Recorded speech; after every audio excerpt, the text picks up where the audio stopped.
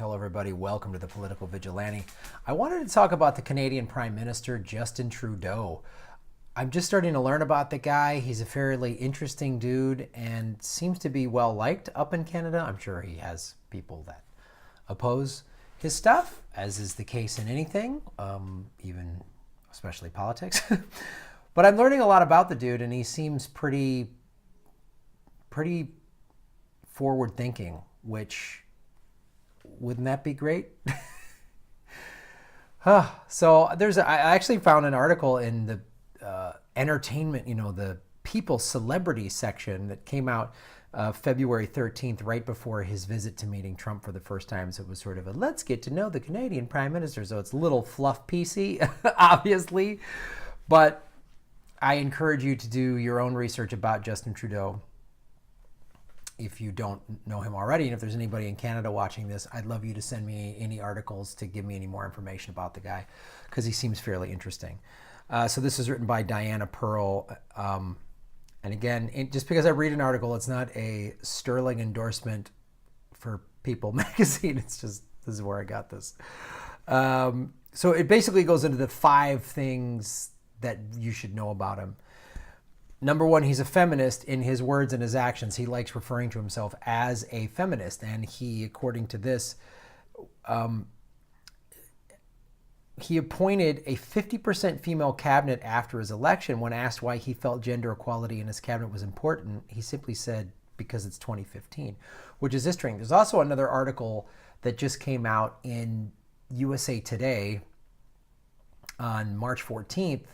I believe in the business section, they did research, and that companies that have a fairly equal mix, 50-50 male-female, produce more. Companies that are too male or too female don't produce as well. Like, you need to have that balance. You need to have that mix. You need to have different points of view. You need to have people from different backgrounds and ethnicities, because that's where the best ideas come from.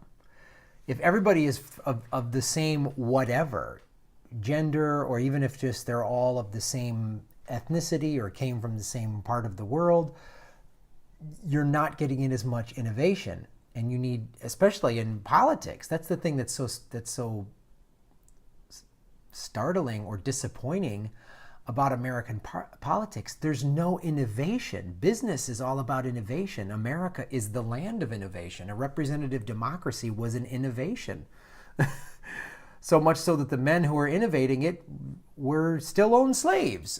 It's this. I know it sounds like what an old guy says, but we put a man on the moon. Well, we did. We put someone on the moon. This country has innovated. This country created the internet. And all of these things, and not that other countries haven't created stuff too, and not that America is the sole place of innovation, but we've had a lot of great innovation, and yet our political system is archaic. I mean, by design. It's to keep the most amount of people at home possible. Is designed so people don't want to vote. But anyway, this is why, getting back to Justin Trudeau, he's talking about it's 2015. We should be forward thinking. Here's a quote from him. Quite frankly, I talk about the fact that I'm a feminist as often as I can, and every time I do, it gets a huge reaction. Media reacts, and the Twitter sphere explodes, and things like that, because here I'm saying I'm a feminist, he told Vox. I will keep saying that until there is no reaction to that when I say it, because that's where we want to get to, which is a great point. Wouldn't it be great if we didn't even have to talk about the fact that half of his cabinet was female? It was just like everybody did it, and you didn't even have to call yourself a feminist, because everybody was just thinking about everyone's rights. It was just about equality for all human beings. We didn't have to have that at all. Wouldn't that be, that's the world we want to live in, right?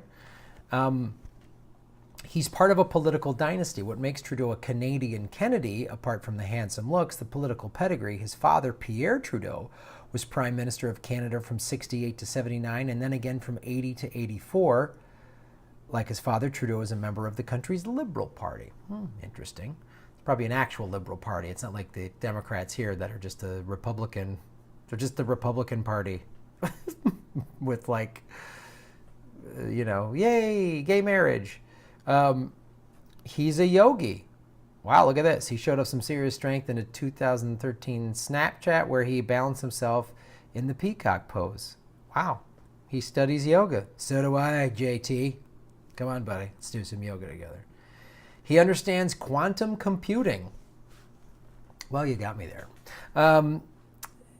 After a reporter assumed Trudeau couldn't grasp the concept of quantum computing, the Prime Minister explained how it works in his classically charming manner, without breaking a sweat or dropping any ums in the conversation. Wow. That's pretty cool. He's inked, and then there's a photo of him with a tattoo. So, all right, you could just say, all right, whatever, tattoos are just fashion now. But here's the interesting part about his tattoos. Actually, two tattoos that are placed together to form one. The first is of the Earth, which Trudeau got when he was 23 years old. 17 years later, he got a raven, illustrated by Robert Davidson, a Haida artist. Trudeau's tattoo is a point of pride for the Haida people, an indigenous people of British Columbia. Peter Lanton, president of the Council of the Haida Nation, told the National Post, quote, "The fact that the Prime Minister has Haida art on him, of course, we're proud of that." So those are the 5 things you need to know about Justin Trudeau. He's also doing some other cool stuff. Like some of you may have known this, he's saying, yes, we want to take Syrian refugees. We want to help people. Of course we should. They're they're victims of a war-torn country. And it's like wars that America and other Western countries are helping to create. It's so funny. We go out and we blow up these countries and either do it ourselves, or we fund people to do the wars, or we drone strike it or whatever, and then wonder why, oh man, it's crazy. Where are all these refugees? Why do they all want to come to America? So why it's important, if you're like, well, I'm an American, Graham, why do I need to know about a Canadian Prime Minister? You need to know about a Canadian Prime Minister because you need to know that politicians like this exist. And we could have politicians like this here in America. We could. And it starts on so many levels. If everybody had good education, if we had free college, if we had good health care, imagine if the whole country had a good education. Would we have the crime rate? Would we have the violence? Would we have the rude disrespect that people say to one another and get into fights and all this crazy stuff? Would people be all rude on social media? I don't think so. And there is a way. And we need to learn about other things. Part of America's problem is we stay in a bubble and we only compare like city to city in America or state to state. And America is pretty similar throughout. Yes, there are some differences, but we need to not keep applying American logic to every single situation because there's a whole world out there and there's a lot we could learn to make our country better. Thanks for watching, guys. Thank you for supporting independent media by liking and subscribing to this. Also, if you want to go below in the show notes, you'll see a link to this article, but also a link to my Patreon page. And that's a great way for you, for as little as $1, can support independent media because I don't have a big corporate guy in my ear telling me what I can and cannot say, and I want to keep it that way. Thank you for watching.